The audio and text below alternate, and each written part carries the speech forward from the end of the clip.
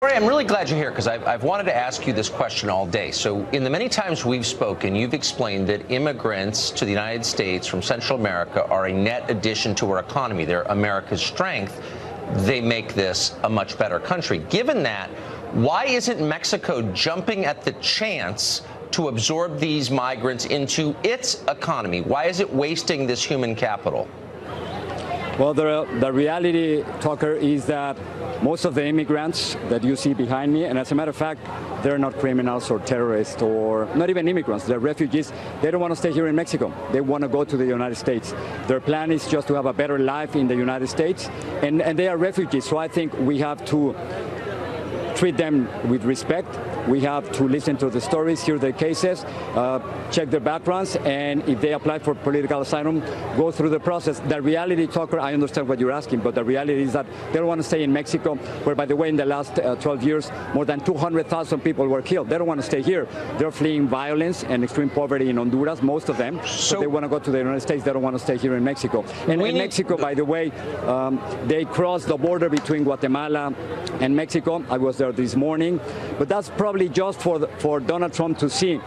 Just by the bridge, you will see little boats crossing thousands of immigrants in the last few days for $1 per person. But I'm confused. But hold on. Wait, hold on. For show, the reality is completely different. Okay, so you say that the United States must show respect to these, what you call refugees. Why doesn't Mexico show them respect? Mexico is a rich country, the richest in the region. There are more billionaires in Monterrey and Mexico City than there are in Washington, D.C. Why are they sleeping on the ground? And why haven't they been taken care of by rich Mexicans of goodwill, the blue-eyed ruling class of which you were a part? Where are they in this? Well, you know, it's a great question, and I'm so glad that you asked it, because Mexicans, despite what you might hear in social media, Mexicans have been treated, all these refugees, with incredible generosity and with incredible solidarity. I know that there are fake stories in the United States saying that these people were funded by George Soros and by Democrats or by Nicolás Maduro from Venezuela.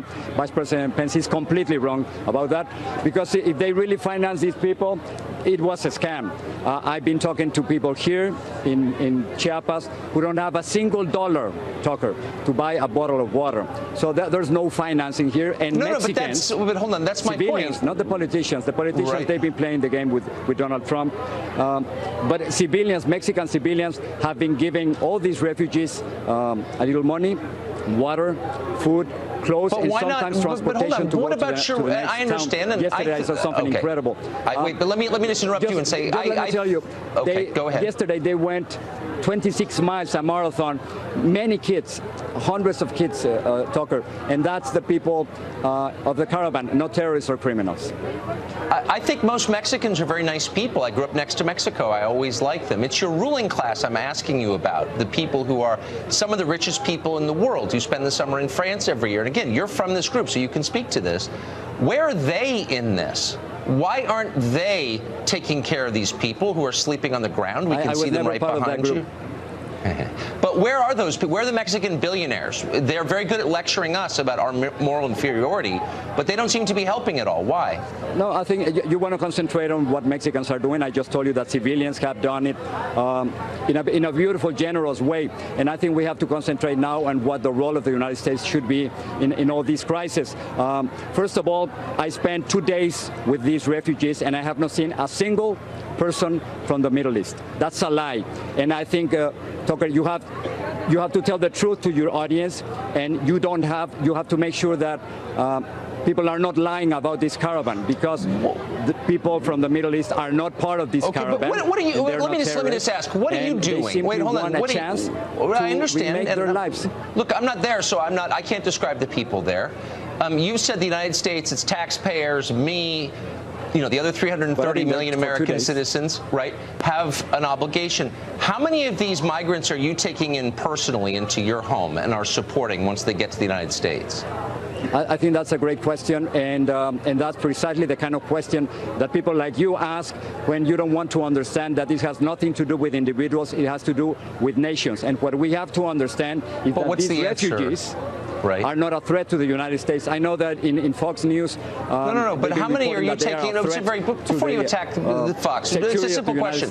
How many are you? How many are you taking in? They are not a threat to the United States. I think it's really a love letter to the United States. And you know what they're saying in the United States? Please help us. You are the only ones who can help us. I think that's right. Exactly what they are asking from President Trump and from people like you and from all your audience. So I think it's very important that you send. What about you? Hold on, Jorge. Fox correspondents to this place and talk to them. And don't lie to your audience. But I'm not lying to the audience. Don't tell them that they're terrorists. I'm trying to get. Hold on. Tell them the truth about I'm going to stop with this. I'm going to stop with this. You and Fox News and President Trump are saying I'm about this asking group you a very simple question. Lie. Okay. Let me just ask you, and let's answer this question. We can end on this. How many of these migrants are you personally taking responsibility for? How many are going home to Jorge's place in Miami at the end of the day? And please be specific. Yeah, well, I think that, again, this has nothing to do with individuals. It has nothing to do with me. I wish I could help all of them. But right now, we're talking about 7,000 here. We're talking about 2,500 kids. It is impossible for an individual to deal with a crisis like this. I think President Trump's immigration policy has been a complete failure. Have you donated money personally? Tucker, I hope that, you could help them too, money? And I wish I could help them too. Well, I wish we could do that. Well, sure I wish we could do something like that. But I bet if your kids were in danger of being raped or being raised in extreme poverty or being threatened with joining Amara or a gang, what would you do? I mean, would you take the risk? I can count on you to do a stand-up next to them, but probably not to help them, I noticed. Okay. Jorge, thank you so much. Appreciate it. Jorge cares more than you do, just not enough to help. Our special edition of Tucker Carlson tonight continues just ahead. Democrats spent a lot of the year confidently accusing the president of treason with Russia. But when given the chance, could they produce any evidence to show that's true? We'll get to that in a minute. Plus, you don't want to miss the creep in an investigation to find proof of his treason.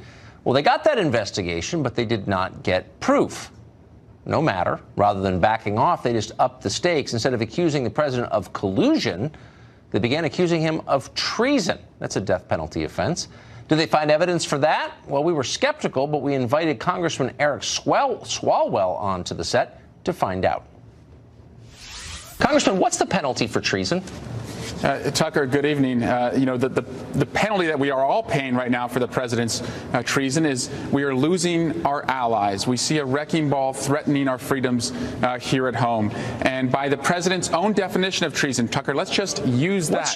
What's your definition of treason? Betrayal of the American people. But treason's a capital offense. Why doesn't his definition matter? He's the president. He said that Democrats committed treason when we didn't. Congress. I'm telling you, he's the president. He said Democrats committed treason when we didn't stand up for him at the State of the Union. His conduct in Helsinki was beyond that. Is treason. So treason is punishable by death. It's an actual crime, and I think you're an attorney. You would know that. So when you tell your constituents that the president of the United States has committed a death penalty offense, are you concerned that maybe, just possibly, you're torquing up the rhetoric past the point of reasonable conversation? No, I'm saying that the president, by his own definition, don't blame the president. Don't blame. Oh, he has a lot to be blamed for. It's not your job to take the president's definition. You're an elected official. Hold on, slow down. I want to know what you think. If I just interviewed Trump, if I want to know what he thinks, I'll ask him. I want to know what you think. You're accusing the president of a capital offense. Why wouldn't it be more useful for the rest of us to explain specifically the policies that you disagree with, and we could have a debate on them? If you think the United States has an obligation to defend NATO members, tell us why. Instead, he's a treasonous Nazi. You think that's helpful? Oh, I didn't call him a Nazi, Tucker, but why don't you have a problem that the President of the United States wants to turn over an innocent U.S. ambassador to the Russians? Don't you have a problem? Do we draw a line somewhere? Do we want to hear the transcript? I have a problem with a lot of things the president has said. But I'm asking you, who is one of the people accusing the president of treason, if that's helpful. Yeah.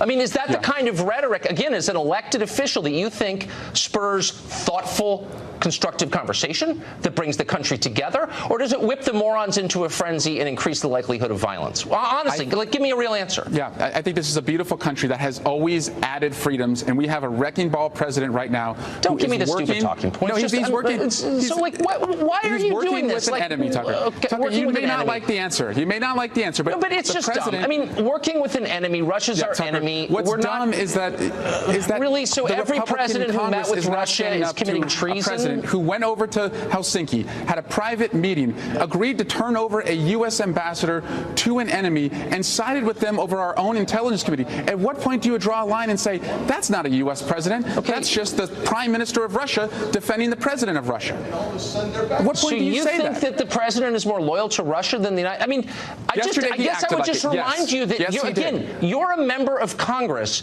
You're not supposed to talk like a child or make reckless accusations or say things you don't understand or encourage people to commit violence. No, I'm just shocked that you're talking like this. I mean, you don't like the president because you think he's irresponsible. Do you want him to be led by somebody who is siding with the Russians over the United States? Settle down, son. I'm older than you are. Don't call into question my love of the country, please. Come on now. Tucker, please. Let's have a conversation. Private conversation with a dictator. Agreed to turn over a U.S. ambassador. Sided with them over our own intelligence community. Just stop for 1 second.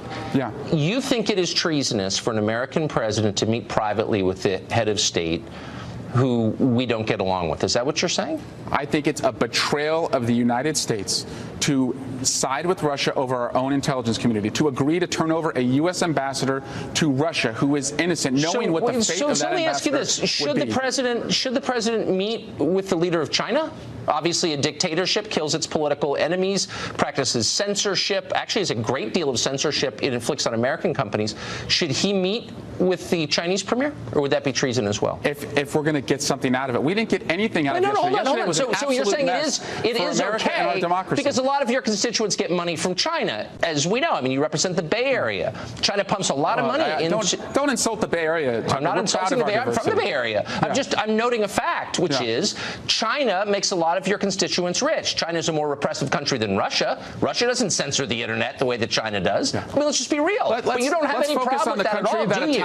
All the freedom stuff doesn't mean squat to you, does it? No, let's focus on the country that attacked us and the president who met with that dictator right after those indictments came down. What about the Saudis? Are you cool with us meeting with the Saudis? They behead people. They kill gays. You okay with that? They don't let women drive up until recently. Yeah. That's okay with you, though, Tucker, I think I see why you want to distract from the president. What he did yesterday. I'm trying to know what the rules are here. Tucker, tell me why you're okay with it. Tell me why you're okay with what the president did yesterday, because I don't understand why you are. Meeting with Putin? Because Putin is one of the most powerful leaders in the world militarily. Are you okay with what he said, that he sided with Putin? Are you okay with that? He is skeptical of American intelligence reports that don't explain their conclusions. Don't give me the talking points, Tucker. Were you okay with him? That's how I feel siding with Russia? Were you okay with him siding with Russia? I'm never okay with an American official siding with the foreign government over our own. Are you okay with him turning a U.S. ambassador over to Russia? With American leaders meeting with heads of state we disagree with. I wouldn't accuse you of being a traitor if you met with the Saudis or the Chinese or indeed with Putin. I would like to interview Putin. Does that make me a traitor? What about turning over Ambassador McFaul to the Russians? What do you think about that? They didn't deny that today at the press conference. That is so disturbing. Do you have an opinion on that? Okay. Yeah, I'm sorry. It sounds like you don't. We've kind of run out of time for DNC talking points, but I would urge you to stop using the term treason because I think it's mindless, and I also think it's irresponsible. I'm using the president's definition, just the president's definition. Well, okay. Thank you, Congressman. Good to see you. My pleasure. That ambassador Trump was supposedly going to hand over to the Russians. Of course, that never happened. It was never going to happen, but no one followed up on it. Hysteria 1 week, amnesia the next. It was almost inevitable that the creepy porn lawyer would be running for president next year, of course, but only this show has been brave enough to ask, what kind of president would he be? Up next, we'll revisit the time that creepy porn lawyer appeared on our set. The fire is the deadliest in the state's history. The campfire started 2 weeks ago and burned more than 150,000 acres of land. It is now about 95% contained. Searchers spent their Thanksgiving Day looking for more victims. there are still 563 people unaccounted for. Many of the survivors of the deadly blaze saying their Thanksgiving Day was bittersweet. They gathered in Chico for a Thanksgiving meal. Volunteers say they served up to 15,000 dinners. Gusting winds and bone-chilling temperatures did not stop a holiday tradition, the 92nd annual Macy's Thanksgiving Day Parade. New Yorkers and tourists alike braved the frigid temperatures to watch the colorful parade. Giant floats were kept a little closer to the ground because of today's wind. I'm Matt Finn. Now back to a Tucker Carlson Tonight special.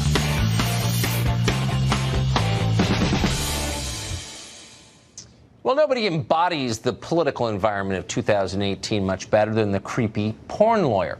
By posing as an attorney seeking justice, he took over 2 entire cable news channels for months at a time. By September, CPL thought he was powerful enough to destroy Brett Kavanaugh with a fake gang rape allegation. That didn't work, but we'll still have to endure a creepy porn lawyer presidential run in 2020. To our surprise, out of the blue, he emailed us back one day and said he would be willing to come on our show, but he dodged all of our policy-related questions when he arrived. Instead, he talked up his lawsuit against the president. We agreed not to verbally call him creepy porn lawyer over the course of the interview. We made no such agreement about our graphics or what happened at the conclusion of the interview. CPL on the set was one of the most unforgettable moments in the 2-year history of the show. Here it is in its full. Hope you enjoy it. Why dodge the question? Look, you traveled here with policy advisors who've worked on other campaigns to the show tonight. I have no idea. I think you'd be ready for a simple question. I didn't travel here with policy advisors. Can I ask you? Let me ask you a question. No, I don't think. Why don't you get a TV show and then you can ask me a question? I've asked you a simple question and you're not answering. Why is it that you don't call Donald Trump the creepy porn president? He's the one that had sex with a 4-month-old son at home with my client without a condom. Okay, but you don't want to acknowledge that. Hold on. You don't want to acknowledge that. Acknowledge it. Okay. Do you believe that he had sex with my client? Yes, I do. I've said that on the air multiple times. So he's lied repeatedly to the American people, and you're okay with that. You think it's okay if the president lies to the American people? Settle down. Let me finish my question to you. What is the crime, the harm, the injury to your client by Donald Trump? As far as I understand, this was a consensual sexual relationship, and yes, I believe it occurred. I don't know that, but it seems like it did. I'm willing to believe that it did. But it seemed consensual, and then she was paid at the end of it. And yet you, and by the way, I'm not attacking Stormy Daniels. I feel sorry for her. I feel she's being exploited. You've attacked her for 6 months. I feel that you and others are exploiting her. So I feel bad for her. But I'm wondering what the injury is to her. I think you demean her repeatedly. And really? I think you're a hypocrite. So let me ask you what the injury, you want to talk about the case. I'm asking you the core question in the case. What is the injury to Stormy Daniels? The injury is that the agreement that was entered into was not adhered to by Michael Cohen and Donald Trump. They did not fulfill their end of the bargain. Now, do you want to talk about the injury to the American people, the lies and the lying. So you believe no, but you just went off on this moral lecture about how it was wrong for the president to have an adulterous affair, and I would agree with that.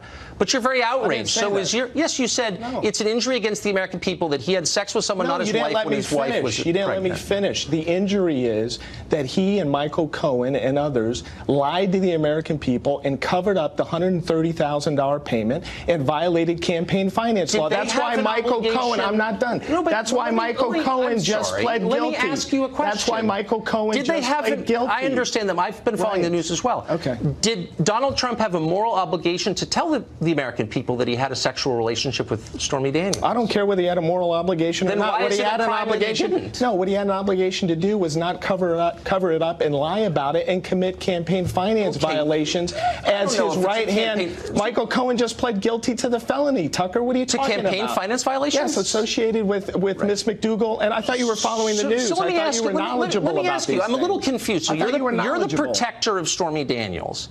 Stormy Daniels is right now working in strip clubs in little towns on stage. People are throwing things at her. You're wearing a $1,000 suit. Why are you not paying her? You've profited from Stormy Daniels. You've done tens of millions of dollars worth of free media on the basis of your relationship with her, and she's working in strip clubs. You're exploiting her, and you know that. Why aren't you paying her some of what you're making? Sir, this is absurd. It's not absurd. Those are the facts. No, you don't know the facts, as evidenced by the fact that you don't working in strip clubs? Are you going to continue to interrupt me, or are you going to let me finish? I do know the facts, right. actually. No, you don't, because you just demonstrated your ignorance, because you didn't even know Michael Cohen pled to 2 felonies associated with the campaign finance violations. I don't believe that what Cohen did, and I'm not defending Cohen, I never have, was a campaign finance violation. I think it's absurd. I think it's absurd. He pled guilty to 2 felonies. Okay, so everyone who pleads, look, this is a what, he's innocent? We have an honest disagreement. I don't think it was a campaign finance violation. Stormy Daniels was to perform in Richmond in a depressing strip club. This hero that you say you're protecting, you're her protector. Why is she working in seedy strip clubs while you're on television wearing expensive suits? Why are you not exploiting her? Why is she doing that? Because she wants to, Tucker. And she wants to. This is America. This is America. And guess what? If a woman wants to perform in a strip club, she does so. But you're getting rich. Even though people, I'm not getting rich. Even though people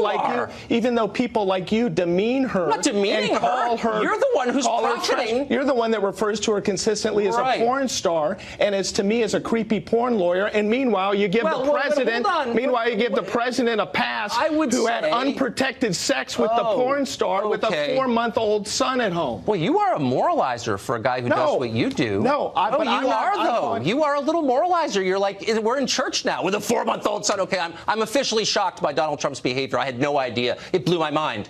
But answer my question. Why are you rich and your client is working in seedy strip clubs? Sir, do you have any idea how much money I've earned? You're on every cable show. You're running for president now. You have no idea. Well, I know that you haven't paid your taxes because you've got over $1 million worth of ridiculous. You don't even know your facts. It's not true that you don't even know over $1 million. You don't even know your facts, Tucker. Look, I'm just saying, why is she still? How do you have a show and you're this ignorant? How is that Here's possible? what I know for a fact is that your client is not thriving. And for you to look at me in the eye and say she wants to perform in strip clubs with people throwing stuff at her is insulting to her. People don't do that unless they have no choice, or she just likes it. Is that what you're saying? Tucker, now you're the defender of my client. You don't know anything about pathetic. You're exploiting her. You don't know anything about my client. Exploiting my client. I know that she's working in a strip club in Richmond. You gotta let me finish. Can I finish? Please do. All right.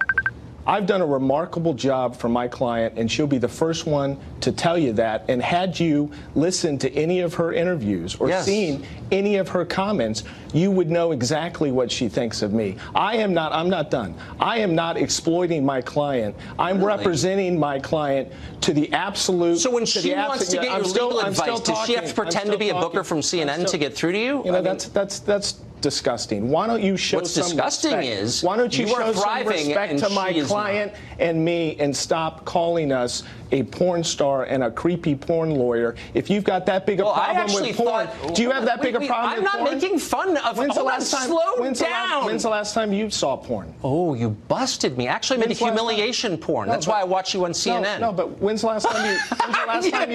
When's the last time you viewed porn? You're a little creepier even than I realized. Do you have a problem with porn? You're dodging the question that I have asked you repeatedly. Let me ask you a question. Do you believe that people that view porn should watch your show?